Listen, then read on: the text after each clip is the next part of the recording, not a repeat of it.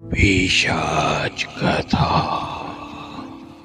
পিশাচ কথা চ্যানেলে আপনাকে স্বাগত বন্ধু।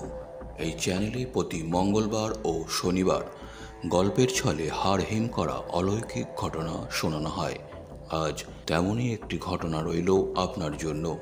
তবে তার আগে আপনি কোথা থেকে শুনছেন কমেন্ট করে জানান, এবং চ্যানেলটি এখনও সাবস্ক্রাইব না করে থাকলে অবশ্যই সাবস্ক্রাইব করুন আর ভিডিওটি শেয়ার করে পরিচিতদের শোনার সুযোগ করে দিন। সেই সাথে আপনার কাছে যদি কোনো অলৌকিক ঘটনা থেকে থাকে তাহলে আমাদের পাঠাতে পারেন। আসুন এবার তাহলে শুরু করা যাক আজকের কাহিনী। গৃহবন্দিত্বে প্রাণ ওষ্ঠাগত। লকডাউন একটু শিথিল হওয়ায় জলপাইগুড়ি নতুন পাড়ার বাপ্পা, যে লগি নামে বেশি পরিচিত, কেননা একসময় জলপাইগুড়ি ক্রিকেট ময়দানে ওয়েস্ট ইন্ডিজ ক্রিকেট দলের বিখ্যাত ক্রিকেটার গ্যাস লগির মতো জমজমাট ক্রিকেট খেলে মন মাতানো বাপ্পা ওরফে লগি এবং 3 নম্বর ঘুমটির অমিতাভ ওরফে রিঙ্কুদা দুজনেই নিজের 4 চাকা নিয়ে চলে আসে গরুমারার জঙ্গলে এক বুক উষ্ণতা সঞ্চয় করতে এবং গৃহবন্দির একঘেয়েমি হ্রাস করতে। এই দুজনেই হরিহর আত্মা। বয়সের ব্যবধান সম্পর্কের ক্ষেত্রে কোনো অন্তরায় নয়, তা এই মানিক জোরদের দেখলেই উপলব্ধি করা যায়। দুজনেই আজ বিকেলবেলায় যখন লাটাগুড়ির রেল লাইন পেরোলো, ঠিক তখনই পেল মুক্তির স্বাদ। যেন প্রিয় রসনা চেটেপুটে গোগ্রাসে গিলে ফেলা। গাড়ির গতিবেগ কমিয়ে বনভূমির গন্ধে তারা আনন্দে আত্মহারা। গরুমারার গহন অরণ্যের বুক চিরে আঁকাবাঁকা পথ, সবুজে মোড়া, রূপকথায় পড়া, স্বপ্নে দেখা, বাস্তবের ভয়ঙ্কর সুন্দর রূপের আকর্ষণে আকর্ষিত হয়ে নিজেকে উজ্জীবিত করতে বারবার পদতলে সময় ও সুযোগ বের করেই ছুটে আসে।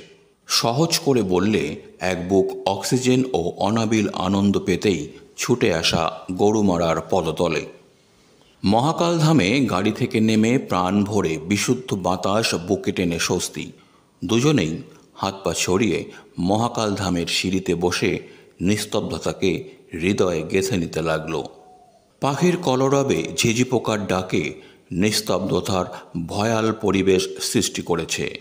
কিছু সময় পর হঠাৎ যেন এক ভৌতিক দমকা বাতাস শুধুমাত্র তাদের ওপর আছড়ে পড়ল। তারা হতভম্ব হয়ে গেল, অথচ কোনো গাছের ডালপালা বা পাতা নড়তে দেখতে পেল না। দুজনেই কোনো মতে নিজেদের পড়ে যাওয়ার হাত থেকে রক্ষা করল। রহস্যজনক মনে হতে লাগলো পরিবেশটা। উপলব্ধির ভুল নয় তো?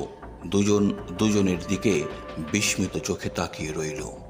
জনশূন্য, যানবাহন শূন্য, ভয়ার্ত পরিবেশ।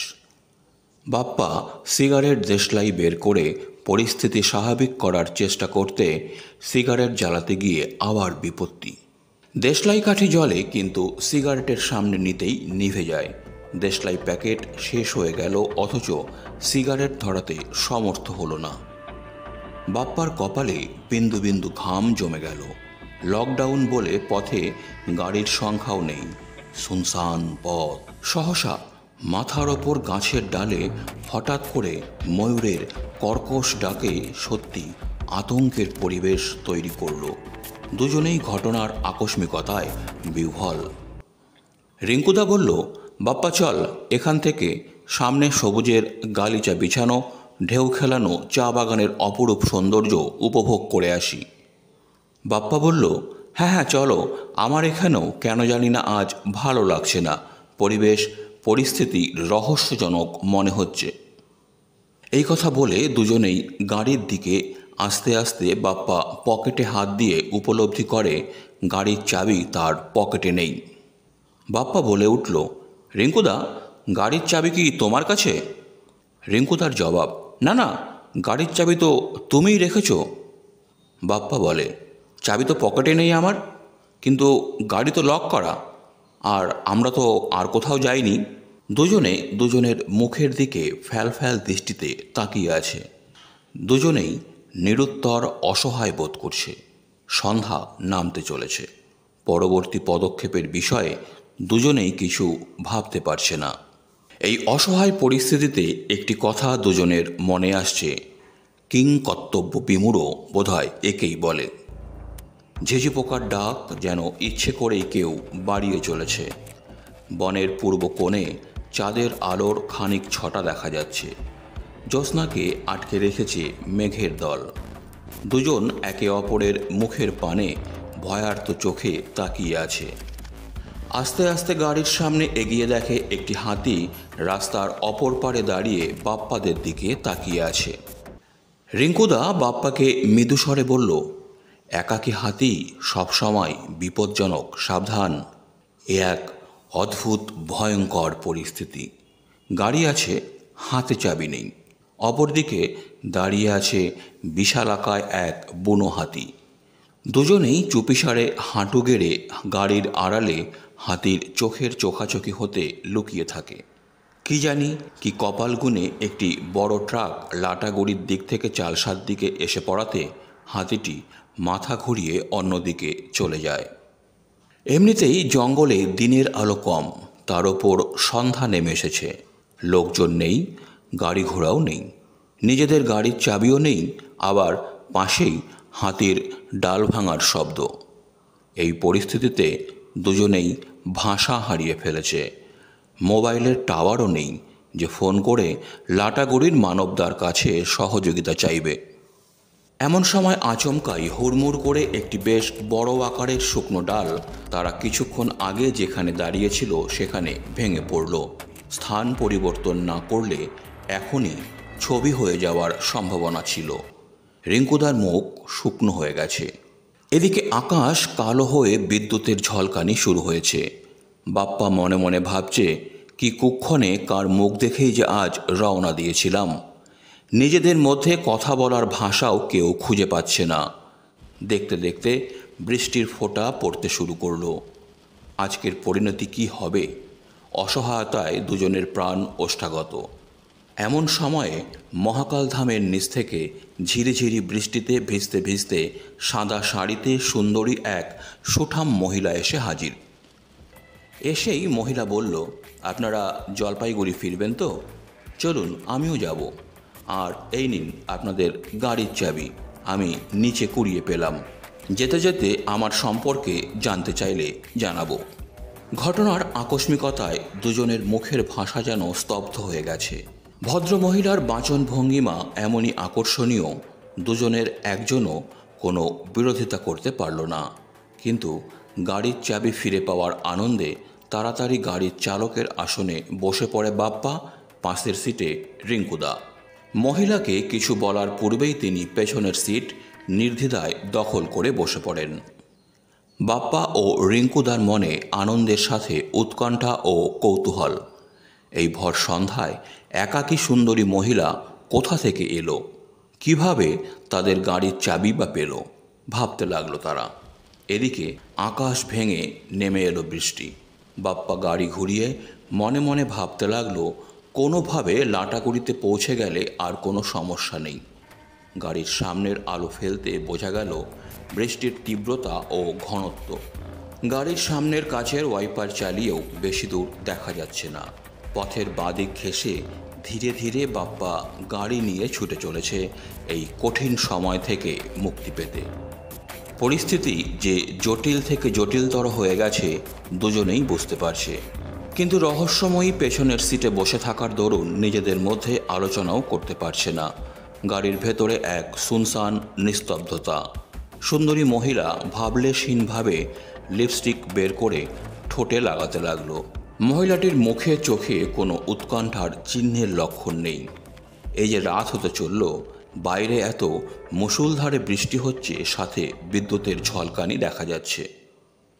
সুরেলা কণ্ঠে সেই মহিলাই বলে উঠল, আমার উপস্থিতি আপনাদের মনে অনেক প্রশ্নের উকি দিচ্ছে, সেটা আমি উপলব্ধি করতে পারছি। সব কৌতূহল নিরসনের আমি চেষ্টা করব। তবে বলে দেই, এই বর্ষায় বনের পথে খুব সাবধানে গাড়ি চালাবেন। বর্ষায় দুর্ঘটনা ঘটার সম্ভাবনা বেশি থাকে। তবে দুটো কথা আপনারা সকলকে বলবেন, বিশেষ করে যারা বাইক নিয়ে গরুমারার জঙ্গলের দিকে ঘুরতে আসে, তারা প্রত্যেকেই যেন হেলমেট পরে আসে। আর জঙ্গলের পথে যেন জোরে বাইক না চালায়, কেননা অপরিচিত পথ, অপরিচিত বাঁক আর যে কোনো মুহূর্তে বন্য প্রাণীরা পথ পারাপার করে। রিঙ্কুদা মুখ ফসকে মাথা ঘুরিয়ে মহিলাকে জিজ্ঞেস করে বসে, এই রাতে একাকী আপনি মহাকালধামে কিভাবে এলেন? মহিলা উত্তরে বলল, আপনারা জলপাইগুড়ির বাসিন্দা, এই পথে মাঝে মাঝেই আসেন। আজ আপনাদের দেখে মনে হলো আমার কাহিনী আপনাদের শোনাব। তাহলে যার খোঁজে আমার ঘোরাঘুরি, সে বা তার পরিবারের লোকেরা আমার কথা জানতে পারবে। তাই প্রথমেই আপনাদের সম্মুখেই আপনাদের গাড়ির চাবি আমি আমার নিজস্ব কৌশলে হস্তগত করে রাখি। জানি চাবির জন্য আপনাদের অপেক্ষা করতেই হবে এবং আমায় সাথে নিতেই হবে। এরপর অপেক্ষা আমার প্রিয় সময়ের জন্য, তাই অন্ধকার নামতেই আমি চাবি নিয়ে হাজির। এদিকে বাপ্পা গাড়ি চালিয়ে চলেছে এই প্রতিকূল পরিস্থিতিতে যতটা দ্রুত চালানো সম্ভব। মনে মনে ভাবতে লাগলো, আজ লাটাগুড়ি এত দূর কেন মনে হচ্ছে। মহিলা বলে চলেছেন, আমি জলপাইগুড়ি নিউ টাউন পাড়ার মেয়ে। আজ থেকে 3 বছর আগে উত্তরবঙ্গ বিশ্ববিদ্যালয়ে ইংরেজিতে MA পড়তে যাই। বিশ্ববিদ্যালয়ের নিবেদিতা হোস্টেলে থাকতাম। পুজোর ছুটিতে বাড়িতে চলে আসি। আমার খুবই ভালো বন্ধু অর্ক আমায় প্রস্তাব দেয় ছুটির মধ্যে একদিন বাইকে করে দুজনে ঘুরতে যাওয়ার। বন্ধুর প্রতি আস্থা ও বিশ্বাস তো ছিলই, সাথে ছিল এক রোমাঞ্চকর অভিজ্ঞতা সঞ্চয়ের। দুজন যুবক যুবতী বাড়িতে না জানিয়ে বাইক ভ্রমণ। প্রকৃতি আমাকে ভীষণভাবে আকর্ষিত করে। সেই আকর্ষণে এক শুক্রবার দুপুরে চুপি চুপি দুজনে কাউকে কিছু না জানিয়ে বেরিয়ে পড়লাম। অর্ক লাগালো হেলমেট আর আমি মুখে জড়িয়ে নিলাম ওড়না, যাতে পরিচিত কেউ আমাকে চিনতে না পারে। এও এক অন্য অনুভূতির স্বাদ। বিশেষ করে সেই মুহূর্তটি এখনও আমার বারবার মনে পড়ে, যখন অর্ক আমায় বাইকে দুদিকে পা দিয়ে বসতে বলে এবং অর্ককে ধরে থাকতে বলে। চলন্ত বাইকের পেছন থেকে কথা বলতে গেলে জোরে জোরে বলতে হয় আর শরীরের খুব কাছে এসে বলতে হয়। এইভাবে আমরা চলে আসি প্রকৃতির অপরূপ সৃষ্টি গরুমারার কোলে। সেদিনের আকাশ আজও আমার চোখে ভাসে। পরিষ্কার নীলাকাশে সাদা মেঘের ভেলা ভেসে যাচ্ছে। নিজেকে নতুন রূপে আবিষ্কার করি। আপনারা বোর হচ্ছেন না তো? বাপ্পা ও রিঙ্কুদা দুজনেই একসাথে বলে ওঠে, না না, বোর হওয়ার কোনো কারণ নেই, আপনি বলুন। মহিলা তারপর বলল, তার পরবর্তী অংশ বড়ই মর্মান্তিক ও হৃদয় বিদারক। দুজনেই খুশিতে উচ্ছ্বসিত হয়ে ছুটছি। সম্মুখ পানে মহাকাল ধামকে পেছনে ফেলে সামনের বাঁকে হঠাৎ একটি বাইসন ছুটে আসে। আমাদের কিছু বুঝে ওঠার পূর্বেই বাইসনের সঙ্গে সংঘর্ষে দুজন বাইক থেকে ছিটকে পড়লাম দুদিকে। আমার হেলমেট না থাকার কারণে মাথায় ভীষণ রকম চোট পেলাম। রিঙ্কুদা বলে, তারপর তারপর কি হলো? বাপ্পাও গাড়ি চালাতে চালাতে উৎকণ্ঠায় জিজ্ঞেস করলো, তারপর আপনাদের কি হলো বলুন। মহিলা বলল, দুজন দুপাশে ছিটকে পড়ে যাই। আমার মাথা থেকে দরদর করে রক্ত পড়তে থাকে। আমার জ্ঞান হারিয়ে যায়। আমি চির বিদায় জানাই বন্ধুদের পরিবারের সদস্যদের একটানা 3 মাস শিলিগুড়ির নার্সিংহোমে কোমায় থাকার পর। কোমায় আচ্ছন্নে মনের মধ্যে একটা শঙ্কা জাগে, আমার বন্ধুকে সবাই অপরাধী করেনি তো? সত্যি বলছি, বন্ধু অর্কের কোনো দোষ নেই। এই বার্তাটি দেওয়ার জন্যই আমি সন্ধ্যায় বনের পথে। বাপ্পা গাড়ি থেকে দেখতে পায় গজগামিনী রিসোর্টের আলো। এক বুক আশ্বস্ত ও সাহস সঞ্চারিত হয় দেহের প্রতিটি কোষে কোষে। রিঙ্কুদা দেখে রেলগেট পার করল বাপ্পা এবং আশেপাশের আলো দেখতেই বুকের ভেতর থেকে ভয় জয় করে বলল, এখন আপনি কোথায় নামবেন? কোনো উত্তর নেই। পেছনের সিটে তাকিয়ে দেখে কেউ নেই পেছনের সিটে। এবার বাপ্পা ও রিঙ্কুদার সমস্ত শরীর থেকে এক নিমেষে ঘাম বেরিয়ে যায়। গাড়ি যতটা জোরে চালানো সম্ভব চালিয়ে একেবারে লাটাগুড়ি বাজারে কাজলদার দোকানে এসে থামে। নেমে দুজনেই গাড়ির পেছনের সিটে ভালো করে লক্ষ্য করে কিন্তু কিছুই দেখতে পায় না। কাজলদাদের ঘটনা কি ঘটেছে সেটা জানাতে কাজলদা হেসে জানালো, গরুমারার মন্দাকিনী তোমরা 7 নম্বর। আজ অবধি গরুমারার মন্দাকিনী কারো কোনো ক্ষতি অবশ্য করেনি।